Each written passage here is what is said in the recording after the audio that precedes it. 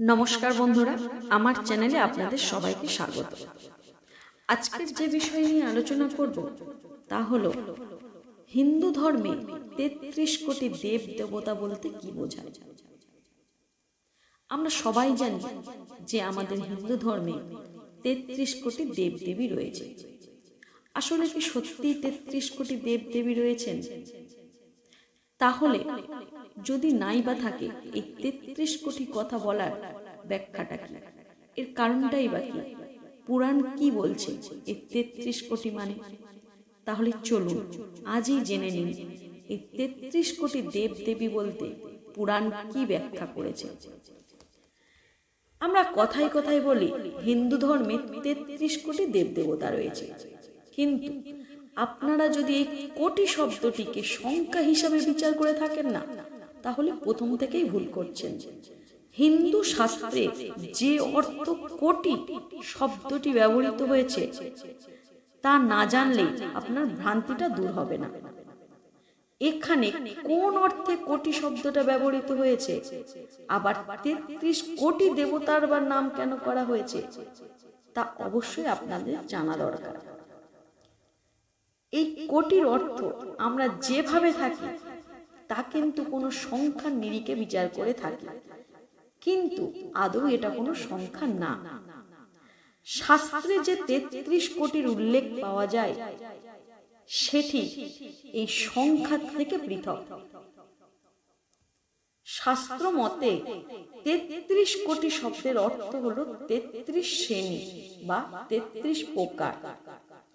বেদে যে ৩৩ কোটি দেবতার কথা বলা হয়েছে তা হলো ৩৩ কোটি উচ্চ কোটি সম্পন্ন, অর্থাৎ শ্রেষ্ঠ দেবদেবী। শাস্ত্রে ৩৩ প্রকারের দেবতার উল্লেখ পাওয়া যায়। ৩৩ কোটি দেবতার তাহলে নাম কি? এই ৩৩ কোটি দেবতাদের শ্রেণীতে রয়েছেন ৮টি বসু, ১১টি রুদ্র, ১২টি আদিত্য, ইন্দ্র ও প্রজাপতি। কেউ কেউ আবার ইন্দ্র ও প্রজাপতির স্থানে ২ অশ্বিনী কুমার দ্বয়কেও গণ্য করেন। তাহলে ব্যাখ্যা করি। প্রথমত, ৮টি বসু, আমরা সবাই জানি ৮ অষ্টাবসু। তাহলে বসু জিনিসটা কি? আমরা সবাই ৮ অষ্টবসু কেন বলি? বসু অর্থাৎ আমাদের যে আত্মা স্থায়ী করেন ও তাদের যেখানে বাস হয়। এই ৮টি বসু হলেন ধরা, জল, অগ্নি, বায়ু, আকাশ, চন্দ্র, সূর্য ও নক্ষত্র। এই ৮টি বসু প্রজার ধারণ ও পালন করে থাকেন। এবার দ্বিতীয়তে আসি ১১টি রুদ্র। রুদ্র কি? রুদ্র মানে তেজ, রুদ্র মানে রাগ। কিন্তু এখানে রুদ্র মানে শরীরের অব্যয়। শরীর থেকে এক এক করে এই অব্যয় বেরিয়ে যাওয়ার সময় আমরা রোদন করে থাকি। অর্থাৎ মানুষের মৃত্যুর পর তার শরীর থেকে সমস্ত ১১টি রুদ্র বেরিয়ে যায়। এই রুদ্র শরীর ত্যাগ করার পর ব্যক্তিকে মৃত বলে ধরে নেওয়া হয়। শরীর যে নির্গত হয় যে রুদ্র, তাদের নামগুলো কি? তা হলো প্রাণ, অপান, ব্যান, সমান, উদান, নাগ, কুর্ম, কিরকল, দেবদত্ত ও ধনঞ্জয়। প্রথম ৫ রুদ্র প্রাণ ও দ্বিতীয় ৫ রুদ্র উপপ্রাণ। অবশেষে একাদশ রুদ্র হলো জীবাত্মা। এই ১১টি রুদ্র শরীর থেকে বেরিয়ে গেলে সেই ব্যক্তির আত্মীয়রা কাঁদতে শুরু করেন, অর্থাৎ তিনি মৃত। তাই এদের রুদ্র বলা হয়। রুদ্র কথার অর্থ হলো যে কাঁদায়। তৃতীয়ত, ১২টি আদিত্য কি? কশ্যপ মুনির দ্বিতীয় স্ত্রী অদিতির ১২টি পুত্র, এবং এই ১২টি পুত্রই ১২টি আদিত্য নামে প্রসিদ্ধ। তাহলে এই ১২টি আদিত্য কি? এই ১২টি আদিত্য হলো অংশুমান, অর্যমান, ইন্দ্র, ত্বষ্টা, ধাতু, পর্জন্য, পূষা, ভগ, মিত্র, বরুণ, বিবস্বান ও বিষ্ণু। এদের প্রতি ভিত্তি করে বছরের ১২টি মাস নিযুক্ত। পুরাণে এদের নামেরও উল্লেখ পাওয়া যায়।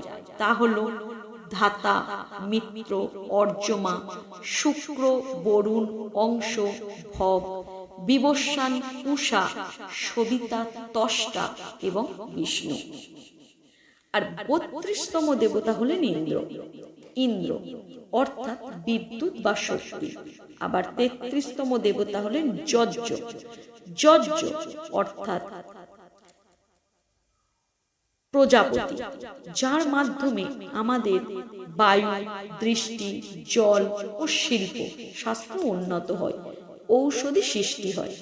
এই ৩৩ কোটি অর্থাৎ ৩৩ ধরনের অব্যয়, যাদের আমরা দেবতা জ্ঞানে পূজা করি। আর আমরা সবাই জানি দেবের অর্থ দিব্য জ্ঞানযুক্ত। এই হলো আমাদের ৩৩ কোটি দেবতার অর্থ। তাই ৩৩ কোটিকে শুধুমাত্র সংখ্যার বিচারে বিবেচনা না করে পুরাণ অনুযায়ী ৩৩ প্রকার হিসাবে ধরা উচিত। তাহলে আপনারা জেনে নিলেন এই ৩৩ কোটি দেবতা বলতে কি বোঝায়। তো বন্ধুরা, আমার এই ভিডিওটি যদি আপনাদের ভালো লেগে থাকে তাহলে অবশ্যই আমার এই ভিডিওটিতে একটা লাইক করুন, শেয়ার করুন আর আমার পাশে থাকুন আর সাবস্ক্রাইব করুন। নমস্কার।